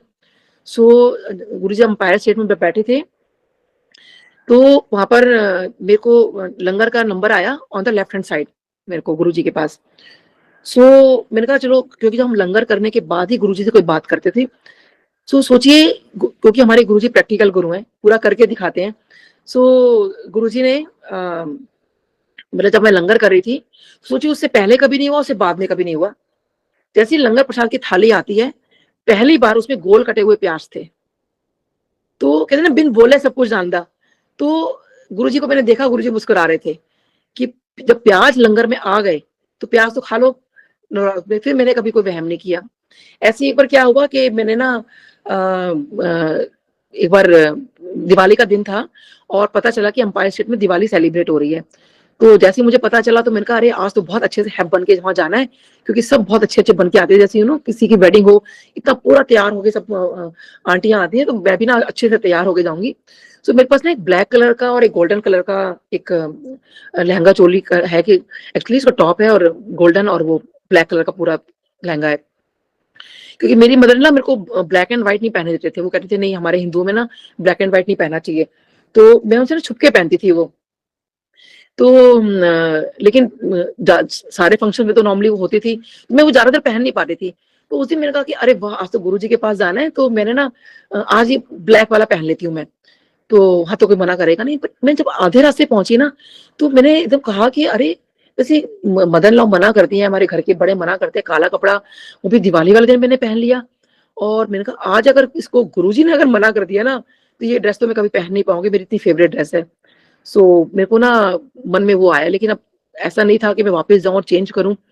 तो खैर हम वहां पहुंचे, और मैं ना ये सोच रही हूँ कि आज ना गुरुजी किसी संगत ने ना काला कपड़ा पहना हो, क्योंकि मैं चाह रही थी कि मेरा मैचिंग हो जाए किसी से किसी से। सो मैं सबको देख रही हूँ किसने काला कपड़ा पहना है, किसने पहना है। किसी ने काला कपड़ा नहीं पहना था, कोई संगत ने भी, और सारे बड़े कलरफुल कपड़े पहनकर आए हुए थे। और संगत जी जब मैं अंदर गई, तो जस्ट बिलीव मी संगत जी, उस दिन गुरु जी ने ब्लैक चोला पहना हुआ था और उसमें गोल्डन वर्क हुआ हुआ था। सो मेरी मैचिंग किससे थी उस दिन? मेरे गुरु महाराज से, मेरे रब से। सो ये भी प्रैक्टिकल गुरुजी ने करके दिखाया कि वहमों में मत पड़ो, काला कपड़ा नहीं पहनना, प्याज नहीं खाना, सफेद कपड़ा नहीं पहनना, ऐसे नहीं करना, वैसे नहीं करना। इसीलिए गुरुजी कहते थे ऐश करो खाली लाइफ में, जो आपका सामर्थ्य है, जो आपके पास जितना है, उसमें खाली ऐश करो। और मेरे को ना ये बात बहुत अच्छी लगती थी गुरुजी के टाइम भी, कि कोई भी बंधन नहीं। अगर सपोज करो किसी ने मेरे से किसी ने पूछा कि अरे आज तो हमने नॉनवेज खा लिया, गुरुजी के चले जाएं, तो कोई वहम नहीं संगत जी, क्योंकि गुरुजी का देखिए वो भगवान है ना? तो भगवान क्या कहते हैं कि वहां पहुंचो तो सही, ब्लेसिंग्स तो लो कम से कम। उनका ब्लेसिंग, उनकी तो ब्लेसिंग इतनी अपरंपार है, ये छोटी छोटी बातें हैं कि हम ऐसे नहीं जा पाएंगे, क्योंकि गुरुजी ने बंधनों से हमें काटा। कहते हैं ना पशुपति नाथ, वो पाशों से हमें बंधन से मुक्त करने आए हैं, तो हम इन पाशों में बंधे पड़े हैं। अरे ऐसा कर लिया, वैसा कर लिया। अरे आप भगवान के दर पे जाओ तो सही, माथा टेको तो सही, वो तो देने के लिए बैठे हैं, पता नहीं कितना कितना कुछ दे देंगे। ऐसे गुरुजी आपके मन की बात जानते हैं। ऐसे एक बार क्या हुआ कि एक बार जब मैं गुरुजी के, मैं बैठी थी राइट हैंड साइड पे, और लंगर शुरू हो गया था, और वहां पे एक पॉलिटिशियन है महबूबा मुफ्ती जी, वो बैठी थी on the left hand side. उनका लंगर आ गया था and I was waiting for my langar. So जब वो लंगर कर रही थी, तो गुरुजी उनको एकदम से कहते हैं, चल तू 2 चपाती प्रसाद और खा ले, तेरे को मैं सीएम बना दूंगा। अब मैं बड़ी हैरान होकर सोच रही हूँ कि कोई 2 चपाती प्रसाद सीएम कैसे बन जाएगा। सो और गुरुजी को कह रहे हैं, चल चल तू 2 चपाती प्रसाद और खा ले, तेरे को सीएम बना दूंगा। और मैं बड़ी हैरान हो रही हूँ। अब उनके लिए 2 चपाती प्रसाद देखिए एक्स्ट्रा आई, गुरुजी ने कहा था। वैसे तो रिफिलिंग नहीं होती थी, अगर गुरुजी कहते थे तो देते थे। तो उसके बाद ऑब्वियसली उन्होंने लंगर किया। उसके बाद जब वो माथा टेकने के लिए उठी, उन्होंने जो भी कुछ गुरुजी को बोला होगा, तो ना गुरुजी उनको बड़े प्यार से बोलते हैं, वालेकुम अस्सलाम आंटी, ऐसे करके बोले बड़े अदब से। सो जैसे जब गुरुजी ने ऐसे ही बोला ना, वालेकुम अस्सलाम आंटी, तो मैं तो पूरी फिदा। मैंने कहा वाह गुरुजी क्या लग रहे हो ना आप, इतने प्यारे गुरुजी लग रहे थे। और सोचिए ये शब्द बड़े अदब से बोला जाता है, ऐसे सर झुका के, ऐसे हाथ करके बोला जाता है। वैसे ही गुरुजी ने जवाब दिया, तो मैं तो फिदा। मैंने कहा वाह गुरुजी, यू नो और मैं ना मन मन में ना बस वो गुरुजी का मेरे को ना चेहरा आज तक घूमता है वो चीज। सो मैंने जब गुरुजी को माथा टेका, तो क्योंकि मन में बार बार आता, वालेकुम अस्सलाम आंटी, वालेकुम अस्सलाम आंटी, तो मैंने माथा टेका, तो मैंने कहा शायद गुरुजी मुझे भी बोलेंगे। सो ऑब्वियसली गुरुजी मुझे नहीं बोला। तो अपने मन को मैंने समझाया कि अरे वो तो मुस्लिम है ना, उनको इसलिए बोलते, मुझे क्यों बोलेंगे। बट मैं जब घर वापस आई ना, पूरे रास्ते ना और पूरे हफ्ते, जब मैं नेक्स्ट टाइम जब गुरुजी के पास नहीं गई, पूरा हफ्ता ना मैं अपने आप को ऐसे करती रही, वालेकुम अस्सलाम आंटी, गुरुजी आप कितने प्यारे लग रहे थे, गुरुजी वाह गुरुजी आप कितने प्यारे लग रहे थे। मैं अपने आप को ना ऐसे बोलती थी, वालेकुम अस्सलाम आंटी। और वो गुरुजी का मतलब पूरा एडिक्शन हो गया था मेरे को वो चीज से करके। सो अब संगत जी, तब मैं नेक्स्ट वीक गई, जैसे मैंने माथा टेका, तो गुरुजी मुझे कहते हैं, वालेकुम अस्सलाम आंटी। सो मैं मैं कुछ जवाब नहीं दे पाई, मैं बस गुरुजी को देखती रह गई। मैंने कहा अमेजिंग। मैं जब बाद में आता है ना, मैं मतलब कुछ मेरे पास शब्द नहीं थे वो बोलने के लिए, गुरुजी को कहने के लिए। बस गुरुजी ने को देखिए पता था कि ये पूरा हफ्ता वालेकुम अस्सलाम कर रही है, और गुरुजी ने 1 हफ्ते बाद मुझे बोला, उस दिन नहीं बोला। तो क्या नहीं जानते थे कि गुरुजी हमारे बारे में सब कुछ जानते हैं, एक एक चीज की उनको खबर है। ऐसे ही गुरुजी ने ये भी मुझे बताया कि जितने भगवान हैं, सब कहते ना वो एक ही लाइट है, सबसे बढ़कर वही है। जब हम लोधी रोड रहते थे, वहाँ साईं बाबा मंदिर हमारे घर के पास ही है। तो अब तो खैर हम लोग शिफ्ट कर गए वहां से। तो मैं ना मंदिर रोज आया करती थी, कि मैं बाबा की बहुत भक्त रही हूँ। एक हमारे बचपन से एक लेवल आता है ना, कभी हम बाबा के भक्त होते हैं, कभी हम माता रानी के भक्त होते हैं, कभी कृष्ण जी के भक्त होते हैं। हर भगवान मेरी लाइफ से एक एक पीरियड में सब जुड़े जुड़े तो सभी हैं, लेकिन एक होता है ना इंक्लिनेशन बहुत ज्यादा हो जाता है एक फेस के अंदर। तो उस टाइम मेरा बाबा के साथ बहुत इंक्लिनेशन था। सो मैं बाबा के मंदिर गई, तो हम अंपायर स्टेट जा रहे थे, तो हस्बैंड मुझे कहते हैं, नीलम मेरे को समझ नहीं आती कि जब हम गुरुजी के साक्षात दर्शन कर रहे हैं, तो मंदिर में जाने का क्या फायदा है। तो मैंने कहा देखो भाई, गुरुजी गुरुजी हैं, साईं बाबा, मेरे को लगा साईं बाबा अपर लेवल है, गुरुजी, मैंने कहा सॉरी, माफी गुरुजी, लेकिन मेरा वही मतलब था कि गुरुजी, साईं बाबा का जो लेवल है वो काफी हाई है। सो अब मैं जब मंदिर गई अंदर, तो मैंने कहा बाबा सच में आप और गुरुजी एक ही लाइट हो क्या? एक ही हो? मतलब उस लेवल के गुरुजी हैं? तो मैंने कहा मैं ना तब मानूंगी अगर आज का आपका चोला और गुरुजी का चोला अगर मैच कर जाएगा। सो अब मैं जब एम्पायर स्टेट पहुंची, तो उस दिन बाबा ने पहना हुआ था टर्कॉइश कलर, फिरोजी कलर का चोला। एंड संगत जी बिलीव मी, उस दिन सेम गुरुजी ने चोला पहना था, सेम कलर का। तो अब नेक्स्ट वीक जब मैं फिर गई, फिर मैंने हस्बैंड को कहा नहीं मुझे तो बाबा के दर्शन करने हैं। कहते तूने पिछली बार कपड़ों की मैचिंग भी कर ली थी। तो मन में आया वो कॉन्फिडेंस हो गया होगा। तो मैंने कहा बाबा इस बार पक्का अगर आपका चोला और गुरुजी का चोला मैच कर गया ना, मैं पक्का मान लूंगी कि गुरुजी जो है आपके लेवल के हैं। और सो मैं जब एक ही लाइट है। सो अब उस दिन बाबा ने पहना था ऑरेंज कलर का चोला, और उस पर कुछ काम भी हुआ हुआ था, साटन साटन में था वो। अब मैं जब एम्पायर स्टेट पहुंची, संगत जी बिलीव मी, 19-20 भी नहीं, सेम चोला जो बाबा ने पहना था उस दिन वही गुरुजी ने पहना हुआ था। और रात को ड्रीम में भी मेरे को दिखाया कि बाबा ने और गुरुजी ने व्हाइट कलर का चोला पहना हुआ। तो मुझे हर तरह से बता दिया कि बाबा और साईं बाबा में कोई फर्क नहीं है। ऐसे ही एक बार मुझे एक बार बाबा ड्रीम में दिखाई दिए, तो साक्षात दिखाई दिए। तो मैं साईं बाबा से पूछती हूँ कि क्योंकि भगवान को ना हमेशा मैं बेस्ट फ्रेंड मानती आई हूँ। तो मैंने बाबा से पूछा, मैंने कहा बाबा ये बताओ कि गुरुजी हैं कौन? तो वो कहने लगे कि हंस पड़े मेरे को एकदम। साईं बाबा कहते हैं कि तूने तो कोई एक ऐसा अच्छा कर्म कर लिया तो तू उनके दर्शन भी कर पाई है, और तेरे को पता है कि वो मेरे से भी यानी साईं बाबा से भी 42 बार्स ऊपर है। हाँ जी, सॉरी। तो वो कहने लगे कि मेरे से 42 बार्स ऊपर है। तो अब मुझे समझ नहीं आया कि 42 बार्स का क्या मतलब है। अब देखिए मेरे पास एक पेशेंट आते हैं काम कराने के लिए, और वो मुझे कहते हैं कि आंटी वो ना सत्संग शेयर करने लगे। तो कहते हैं आंटी आपको पता है कि जो साईं बाबा है ना, वो ना कहते हैं मेरे को उनका ड्रीम आया है कि साईं बाबा जो है 42 जो हमारे गुरुजी है ना वो 42 योजन ऊपर है साईं बाबा से। तो मैंने कहा अच्छा 42 योजन ऊपर है। तो and he was trying to convince me कि आपको पता है एक ऐसी कोई आंटी है हमारे गुरुजी की संगत में, डॉक्टर आंटी है, उनको दिखाई दिया है कि वो 42 बार्स ऊपर है। तो मैंने कहा वो आंटी मैं ही हूँ। तो कैसे एक दूसरे को काउंटर कंफर्म कराया कि वो 42 बार्स मुझे बताया, और उनको बताया 42 योजन। तो गुरुजी का सोचिए, साईं बाबा का ये कहना है कि मेरे से 42 बार्स यानी 42 योजन। तो हम सोच सकते हैं कि कितना लेवल गुरुजी का स्पिरिचुअल वे में कितना हायर है। बट वो एक ही लाइट है संगत जी। ऐसे ही मेरे को जब श्री कृष्णा जी से मैं इस्कॉन टेम्पल से जुड़ी, तो एक बार मेरे को ड्रीम आता है कि मैं यू नो गली गली घूम रही हूँ कि मेरे श्री कृष्णा कहाँ गए, मेरे श्री कृष्णा कहाँ गए। तो वहां पे ना एक अघोरी बाबा बैठे हुए हैं, और मैं उनसे पूछती हूँ कि बाबा आपने मेरे श्री कृष्णा को देखा है? तो वो हंस पड़ते हैं कि तुझे नहीं पता तेरे श्री कृष्णा कौन है? इनका कौन है? कहते हैं वो जो तेरे गुरुजी हैं वो तो वही तो तेरे श्री कृष्णा है। अब यहाँ पे उन्होंने मुझे ये चीज काउंटर मतलब कंफर्म कर दी कि जो कृष्ण मतलब वही वही है। ऐसे ही एक दिन क्या हुआ कि जैसे मैं जो माता रानी है उनको बहुत मानती हूँ मैं, तो मैं एक बार ड्रीम में क्या देखती हूँ कि मुझे गुरुजी का सत्संग करवाना है, और एकदम से गुरुजी का स्वरूप हटके ना वहां पे माता रानी की मूर्ति आ जाती है, शेरा वाली माता की। तो मैं डर जाती हूँ एकदम से, ये ड्रीम के अंदर है। तो कि अरे माता रानी ने शायद गुरुजी को हटा दिया और खुद वहां पर आ गई है कि तू मुझे क्यों भूल गई है। क्योंकि हमारा ना रूटीन था शादी के बाद तो बिल्कुल कि हम मंदिर माता रानी के जरूर जाते थे, चाहे आंधी हो तूफान हो कोई बीमार हो कुछ भी हो, मंदिर जाना नहीं छोड़ते थे। लेकिन जब गुरुजी के पास जाना शुरू हुआ ना, हमारा मंदिर जाना, इस्कॉन टेम्पल जाना, हमारा सब कुछ छूट गया था धीरे धीरे। तो मुझे लगा कि माता रानी बोलने आई है कि भाई तू गुरुजी के मतलब मैं गुरुजी को क्यों मान रही हूँ। तो मैं ड्रीम में क्या देखती हूँ कि अचानक से जो तीनों माताएं हैं, तीन शक्तियां जो हम जिनको बोलते हैं, वो तीनों की तीनों साक्षात मेरे सामने खड़ी हैं मेरे।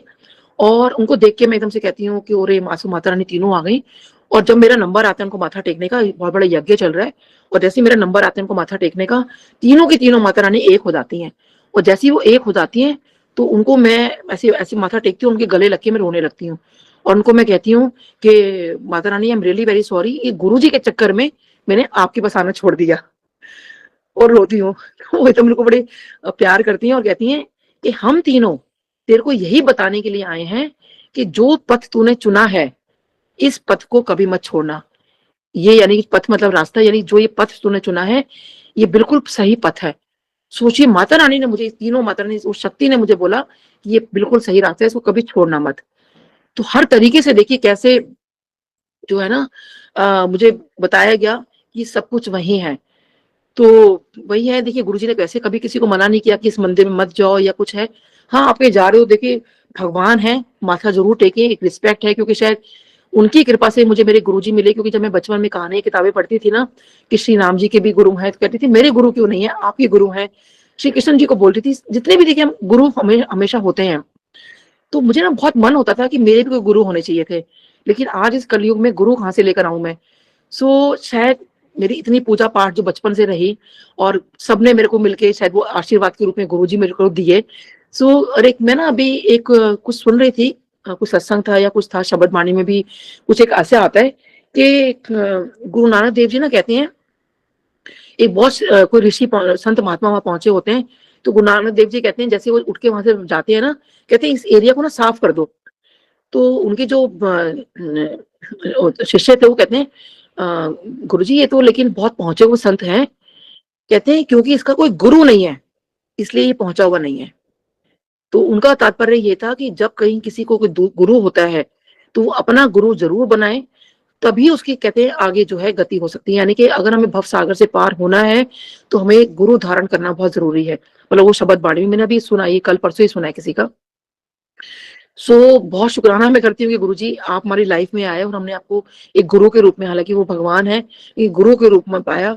और क्योंकि मेन देखिए मकसद वही, जैसे शिव पुराण भी गुरुजी ने पढ़ने के लिए बोला और गुरुजी ने मेरे से पढ़वा भी दी और व्याख्या भी इतनी करवा दी। तो वही मेरे को समझ में आता है कि क्योंकि जब मैं पढ़ रही थी ना रात को, मुझे याद है 2 ढाई बज रहे थे और मुझे अगले दिन व्याख्या करनी थी।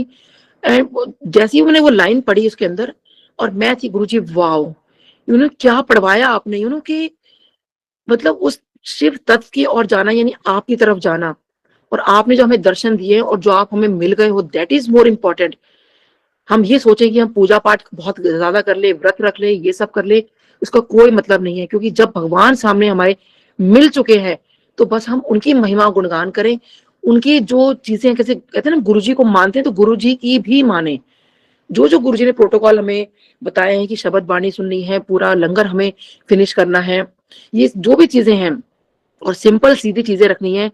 जिसका देखिए सामर्थ्य है वो बेशक जो मर्जी करे, लेकिन उतना पैसा ना खर्च करके अगर हम देखिए किसी गरीब को हम लोग दान कर दे, या बहुत लोग नीडी हैं हमारे, बहुत लोग हैं, तो उस हम थोड़ा सा, क्योंकि देखिए कहा भी जाता है ना कि 10 वंश जो है अपना 10वां हिस्सा हमें दान करना चाहिए। तो ये छोटी छोटी चीजें हैं जो हम दूसरों के लिए भी कर सकते हैं, हालांकि बहुत संगत ऐसा कर भी रही है।